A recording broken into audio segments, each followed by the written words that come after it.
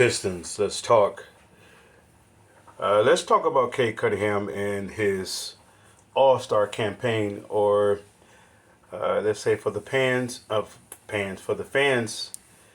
are campaigning for him to be an All-Star, or even Shaq or for me not Shaq, but those who may be favoritive of Cade. I have a few things to say, and I'm gonna tie also with that. I'm gonna tie into something that the NBA I think it's TNT NBA, where the panel asks, or Shaq very specifically asks him his definition of an All Star. Cade, that is his definition of an All Star, and we're gonna tie into his comments about that. Now, I have a standard of what an all-star is, and I'm going to compare it to what Cade's standard is, or what some other people's standards may be. All right, now, number one, I'm not going to come from a biased perspective. From day one, I wasn't and am not a Cade Cunningham guy. I am an Evan Mobley's guy. However, I did say in times past, and I still repeat it to this day, Cade was the better fit for this team, because they decided to go a different direction from Killian Hayes. I was against the Killian Hayes pick from day one, because I didn't see Piston DNA. The same thing what I didn't see in Killian Hayes is the same thing I don't see when it comes to Cade Cunningham. Now, there is a slight difference, obviously, with Cade and Killian. Cade is adapting to Detroit, yet he's not Detroit. I'm going to say when it comes to the likes of, my standard for Cade is going to be two. There's going to be Ben Wallace and Isaiah Thomas. That's my standard for Cade Cunningham. Everybody else may have a different spin or different take, or different criterias for Cade, or for his level of success or standards. Mine is Isaiah Thomas and Ben Wallace. It's not no other guards in the league. Is no other guards from no other team other than Isaiah Thomas and Ben Wallace. So when I look at Killian Hayes, I'm gonna start with him, and we're gonna work our way backwards. And regardless of the coaching staff, regardless of regardless of Cade's coaching staff and his supporters, his teammates, regardless of all that, my standard comes back to Ben Wallace, Isaiah Thomas. Now, Ben Wallace was undrafted. Of course, we know how that worked out. He came to the Pistons in a Grant Hill sign and trade with Orlando, him and Chucky Atkins. Now, when Ben Wallace came here, we know Detroit was depleted. Number one reason, because they lost Grant Hill, and number two, the roster just really wasn't that good. So Ben Wallace was the start of everything. So you're talking about somebody coming from, let's say, a mid-level contract. I think he was getting like $5 million at the time, or maybe possibly even less. And he single-handedly, by himself, turned his franchise around by bringing forth energy. He wasn't the number one overall draft pick. He was let's say he was even with Orlando. He was a rotational player. And even that, it came down to resigning him or Bo Outlaw, and I want to say John Amici for Orlando, and that's why he became expendable in his sign and trade. All right. Now the Pistons is terrible with Ben Wallace, but he develops a household name for his reputation of defense. Now let's move on to Isaiah Thomas. Isaiah Thomas was a second overall draft pick. He made his stance that he didn't want to go to such teams. He was trying to make his way to go back to Chicago. Nonetheless, that didn't happen. At the time, Jack McCloskey, and I want to say Chuck Daly maybe, made him, gave him an offer, so to speak, that, okay, we're going to show you that you won't regret playing for the Pistons, which he did. From that day forward, he became Piston DNA, Isaiah Thomas. All right? Now let's fast forward to Cade Cunningham. Cade Cunningham, as of this year, now don't get me wrong, he signed the extension, and he said he want to be here. If somebody's paying you $250,000, okay, that's like Monty Williams coming to coach for the Pistons. I mean, your play on the court would dictate if you want to be a Pistons. You would have to adapt to the Detroit vibe. Now, Detroit as a city has low standards, and it's stated for what it's worth. I know the city very well. Detroit as a city has low standards because Detroit is a segregated city. From my time understanding, from let's say the 70s all the way up to now, Detroit has always been a segregated city. The ones, if you want to go deep into it, the ones who had the city was getting somewhat, they left the city, and now they're making their way back to the city.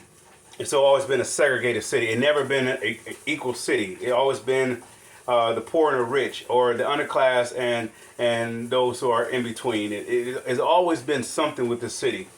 So if Cade comes in with a background, he can't come in with a background of privileged, such as like Grant Hill. Third overall pick, that's okay, but the privileged background, it won't fly here. Because this city is divided. The way it's structurally divided, have and have-nots. So now let's go. Now, what does all that have to do with Cade Cunningham? This is what Cade Cunningham has had to adapt to be a part of, to be considered Piston DNA. Now, somebody will say, no, his numbers and his stats, and he's playing like this, doing like that. He's doing nothing differently than Grant Hill. And the fans ran Grant Hill out because they said he wasn't Pistons DNA. And I see the same thing with Cade. Now, when Cade was on the TNT panel and they asked him a question about what is his definition of an all-star, or what's the criteria of an all-star for his standard, he said, well, if they're at least a top 24 player in the league. The problem that I have with that, you may have a player such as Cade on a bad team, that if he is the best scorer or the only scorer, he's going to get you 25 to 30 points a game, right? And if you don't have a legitimate rebounder, he's going to get you 5+ rebounds a game, right? And if he's a primary ball handler, which he's supposed to be, he should, at his height at 6'6", he should get you 6 assists or more, right? So this is the reason why I'm not going by his numbers. Like I said, the same thing for LaMelo Ball, but we're not talking about anybody else other than Cade, because our standard is Isaiah Thomas and Ben Wallace. Now, we saw how Isaiah Thomas became an all-star. We saw it. If not, you can research it, how he became an all-star. He was arguably the top 5 at his position. Top 5 at his position. By Detroit being a low market team, he wasn't going to get the recognition. And very specifically, when they drafted him, the team was very, very, very bad. So there's no way he's going to get that recognition unless his game is heads above those of his peers. So he has to be really top 5 player, which he was showcasing.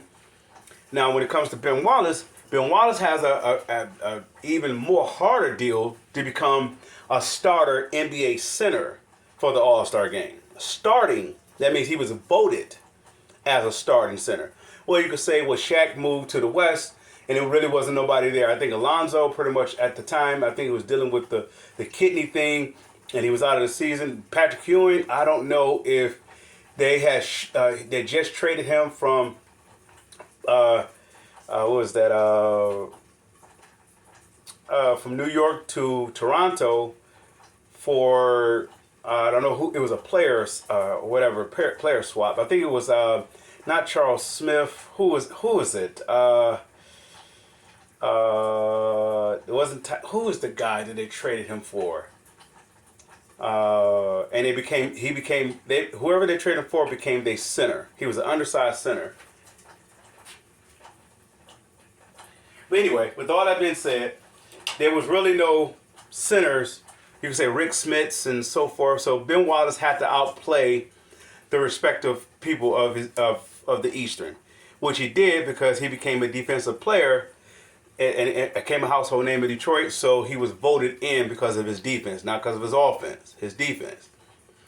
Now, when it comes to Cade says if you're a top 24 player, and if he's saying he's a top 24 player, are you saying from the East or are you saying for the whole league? Well, if you're saying from the East, I don't see him as a top 24 player. I see him that he's a Pistons all-star because there's nobody else scoring. If Tobias was scoring 18 to 20 points a game and Ivy scoring 18 to 20 points a game, would Cade Cunningham be scoring 25 plus? Probably not, because it wouldn't be necessary. But if Tobias is not scoring 18 to 20 plus and Jaden Ivey is unavailable, then all the shots can go to Cade. And everybody else is just put in fillers. Well, then, of course, your numbers are going to look like you're really doing something because nobody else is doing anything. So that's why somebody may say, well, that's why he should be an all-star. He's an all-star because he pretty much patents stats. Not saying he's initially doing it. If nobody's there to do it, then what if Duren is going to get you a double-double, if Tobias is not getting you a double-double, then what should Cade be doing? He should be getting you a double-double. And by him being a point guard, a predominantly ball handler, he should get you 6+ assists a game. Isaiah Thomas did it, and if I were to go to the less extent, I'm not less extent, I say Isaiah Thomas did it, and Grant Hill did it, which is the same case that I'm making for Cade.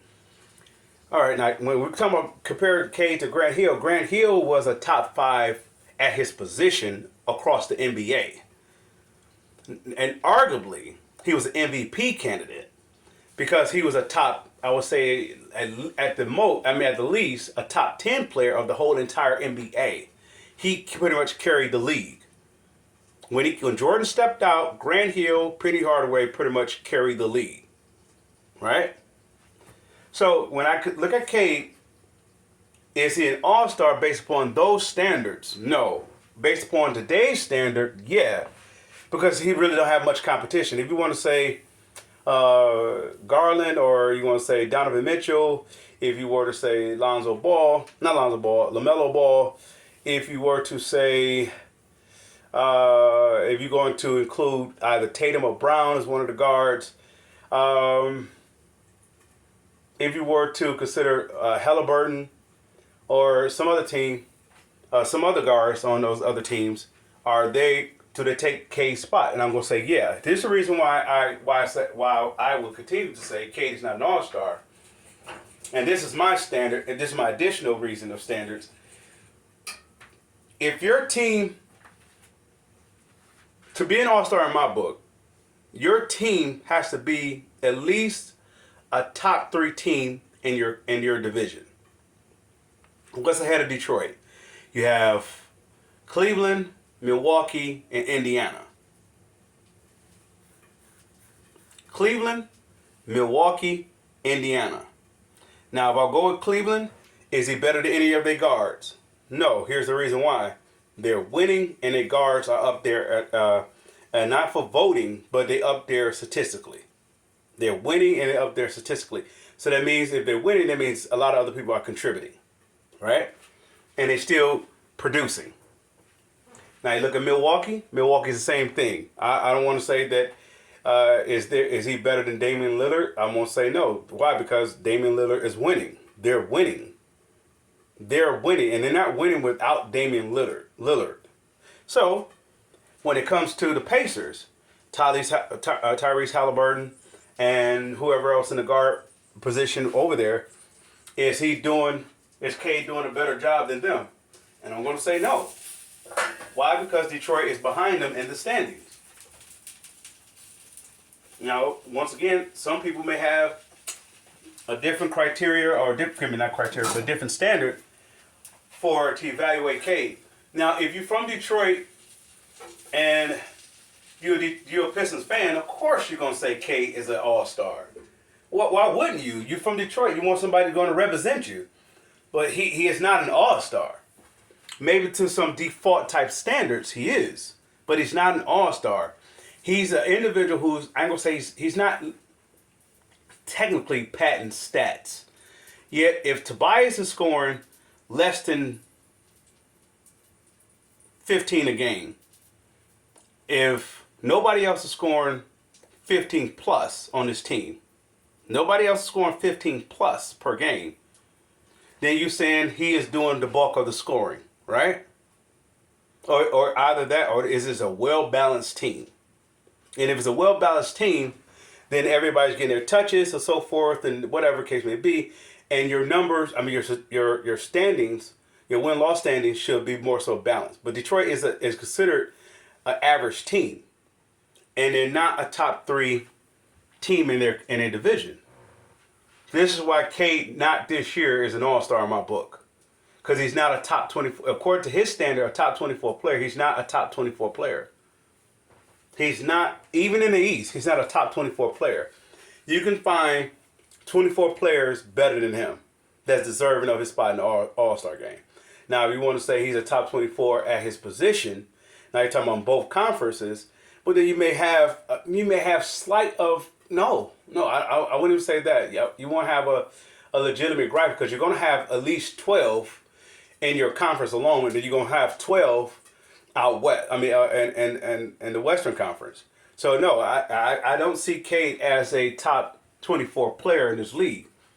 Now, if he's putting up numbers on a bad team, it's going to magnify itself. It's going to be larger than what it is. It's like Grant Hill, but the difference between him and Grant Hill was a top 5 player at his position, East or West. Now you're talking about the likes of him going against Scottie Pippen. At the time, Kevin Garnett was playing a 3. Stojakovic. Who else? I'm drawing a blank. I don't want to say the Deshaun Elliott's of the world, but maybe so. You're talking about 93, 94 time. You could Deathless Shrimp. It was. I'm drawing a blank with the talent that was in the NBA during that time. But Grant Hill was a top 5 at his position, and arguably a top 10 player overall. You can't say Cade is a top 10 player overall in the league because you could find 5 better talent in the East alone, and that's the West is stacked even more so. So he's not a top 10 player. Grant Hill was a top 10 player. All right. So that's my spin on Cade. And this is what I want to say. This is the dilemma that the Pistons in with that is with Cade. Can you win with Cade? Yeah. It's the same thing that you can win with Grant Hill. Yet you're going to have to complement him with pieces such as his level type talent. Or you're going to have to surround him with a well-stocked cast. And so far they're doing a very good job. And I'm not going to argue about their success. But what I will say this. If Cade is an all-star, the Pistons should be at least they should be at least in a top 3 team in their division. Not conference, in their division. They should be ahead of the Pacers, and they should be challenging the Bucks if he's going to be a legitimate all-star. Why? Because the Bucks is there, and you could say Damian Lillard is an all-star, right? Or you can say the Cleveland Cavaliers is there. They're a top 2 team in the East, and you could say you could have a strong case for Garland and Mitchell. So is he a top at that position? No. And then if you were to go further to the East, you would say Boston. They're not better than Boston. And they're not better than the Knicks. So you're not going to take them over Brunson. So if you're not going to take them over either Jaylen Brown or however you do it with that, and somebody may say, well, you're nitpicking. I'm not nitpicking as much as I would say that Cade doesn't meet the elite standard of an all-star. He meets the default standard. Like if they need a representation from a team, okay, throw him in. It's like the ways that they did with Matthew Stafford. Matthew Stafford got in not because he was a top 5 quarterback. He got in by default. Either one of the starters didn't play and he came in, or they needed a representation from Detroit But his 5,000 yards and 41 touchdowns didn't grant him a Pro Bowl selection. It means nothing. It's the equivalence of state of Cade Cunningham's triple doubles and his statistics this year. It's the same thing. Now, if the team was, let's say, instead of 2 games above 500, let's say if the team was, let's say 10 games, 5 to, let's say, no, let's go 7 to 10 games above 500, then he would be considered an all-star in my book. Because his number wouldn't be patent per se, because he'd be leading the team in wins and losses. He's not just leading the team in statistics. It's just like saying Russell Westbrook triple doubles. If he's on a bad team, and I guess you could, if you could say he's a bad, if Russell Westbrook is on a bad team, he's putting up triple doubles. That's saying if he's getting you 10 rebounds, and yeah, if you're getting 10 rebounds, that means somebody at the 3, 4, and 5 is not doing their job. Position 3, 4, and 5 is not doing their job. All right, he's a point guard, so he's going to pass the ball, and he should get you 10 assists. He should at least get you 6'5", so he should at least get you 10 points. So those two I can understand. But when we talk about rebounds, that just saying for the same case for Cade, you're just saying Duren is not putting up triple doubles. I mean, not triple doubles, at least double digit rebounds. And if he is, it's just him alone. You're not saying Tobias is doing it, and nor are you saying the small forward is doing it. So Cade is doing it by default. He's not doing it because, it's part of his game. It's part is what he's capable of doing. It's like Grant Hill. Grant Hill was a point forward, if you will. If Isaiah Thomas was on the team, there's no way that Grant Hill would be averaging 10 assists a game. There's no way. He may be grabbing 10 rebounds because they're small forward. No, forgive me. They power forward, and their center wasn't doing so.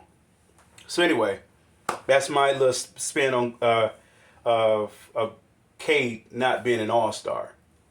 Now, with that said, if Cade were to get this team, let's say they are currently at the 6th seed, and for some that's an accomplishment. If Cade were to get this team past the Pacers and challenging the Bucks, you may not catch the Cavaliers, but you definitely should catch the Pacers. At least the Pacers should be in your target range. If Cade is the leader of this team, and if he is the so-called the guy, he should be saying to the rest of the players, the Pacers is our target. We want their spot. We want the Pacers spot, and once they get the Pacers spot, by the end of the season, they said we should be challenging the Bucks for their spot. So in other words, they challenge at least for the top 2 seed in the what is it, the Central Division or the North? I don't know. North is in football, but I imagine it's the Central Division.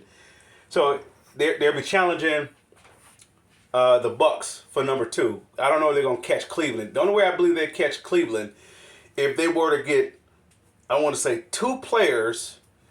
Not one player. The Zach LaVine, the Ingram thing, no. Those one player won't fix this team unless it's a one player that can do 3 different things very well. That's either ball handling, scoring very well, and as well as defense very well. If they can get that type of player that can take the load off of Cade, being a distributor or ball handler, and they also can play a stout defense that will complement Asar Thompson and Ron Holland and Isaiah Stewart. Let me make sure I include him. If they can find a guy that can complement those, and also find a guy that is, what was the other one? Ball handling, defense, and scoring.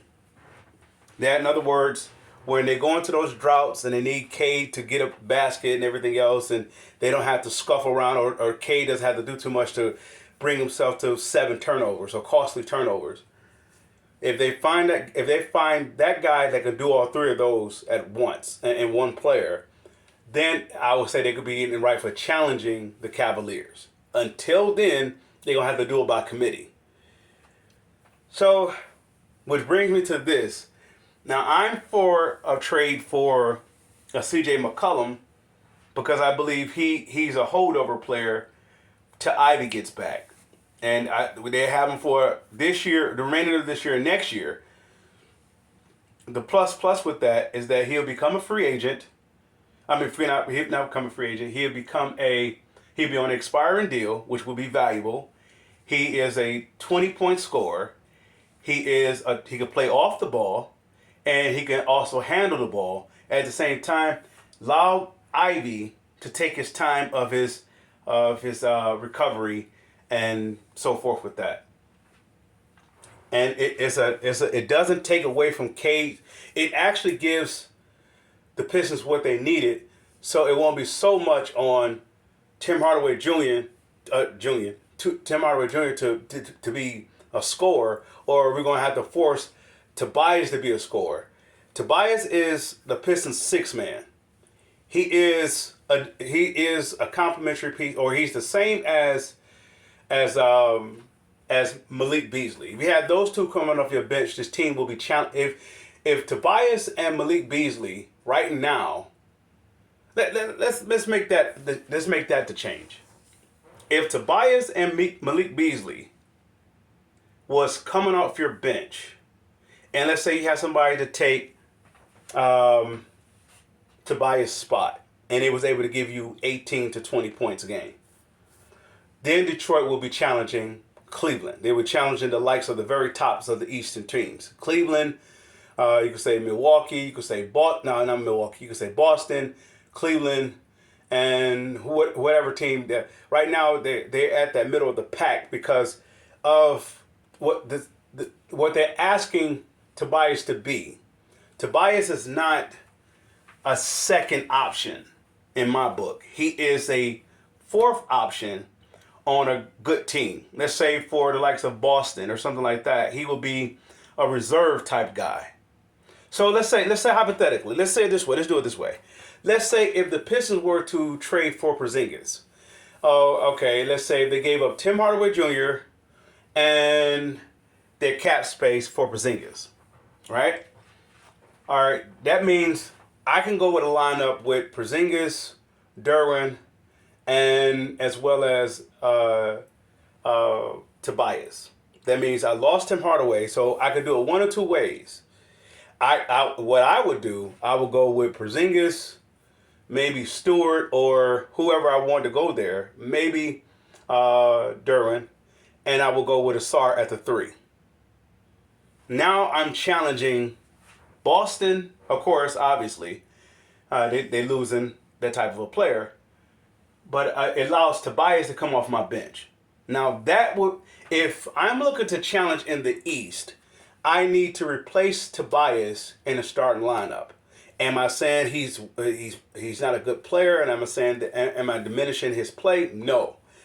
If I want to get the very best out of him, I'm going to make him the number 1 or number 2 guy or against against opposing team's second unit. He can handle that. He could be the most efficient player on most teams, unless you're talking about those teams that have starters as their reserves. And that's when it becomes something different. But right now, hypothetically, if I was able to trade, let's just say, Tim Hardaway Jr. and the $14 million for Porzingis, and to say Porzingis is just where he is, where he's an injury-prone guy, and he can play sometimes he don't. Let's say that's the case. Let's say for the remaining of the season, he plays 50% of the games. Even with him playing 50%, the Pistons could challenge the Eastern teams. They could challenge Boston. As good as Boston is, they could challenge Boston. Why? Because I'm not beating you with Cade Cunningham. I'm beating you with a 10-deep team. See what I'm saying? Now, if Tim Hardaway Jr. is a part of your starting lineup and Tobias is a part of your starting lineup, there's no way you're going to challenge in the East. You can't, because most teams, such as New York or anybody else, their starting lineups is better than the Pistons starting lineup and their reserve combined. This is why I want to say Brown, Jaylen Brown, made the comment about the Pistons by saying by their reserve could pretty much beat the Pistons because their reserves is like they're like not reserves, they're like starters. It'll be the equivalent of the bad boys teams. You know, their bench players are Vinnie Johnson, Dennis Rodman, John Sally, James Edwards. That lineup alone can beat most starting units in the league. So the Pistons doesn't have that, has that, that they don't have that option. That's not available for them.